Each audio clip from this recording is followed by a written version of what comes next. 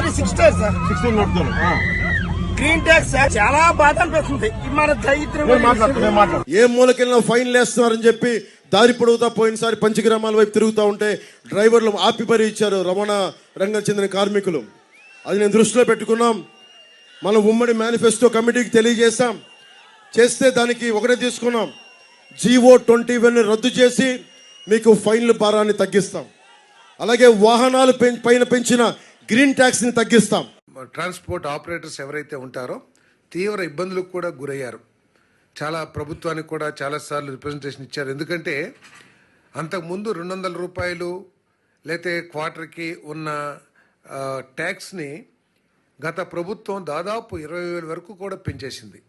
అంటే 7,000 నుంచి 7 సంవత్సరాల నుంచి 12 సంవత్సరాలు 10-12 ఏళ్ళ వాహనాలు వాటి లైఫ్ పీరియడ్ని బట్టి గతం తీవ్రంగా పెంచడం మూలంగా గతంలో ట్రాన్స్పోర్ట్ వారందరూ కూడా తీవ్ర ఇబ్బందులు, ఆర్థిక ఇబ్బందులు కూడా గురయ్యారు. మరి దాన్ని సవరిస్తూ గత విధానంలో 20,000 వరకు ఉన్న పన్నును ఇప్పుడు 1,500 నుంచి 3,000 వరకు తగ్గించడం జరిగింది.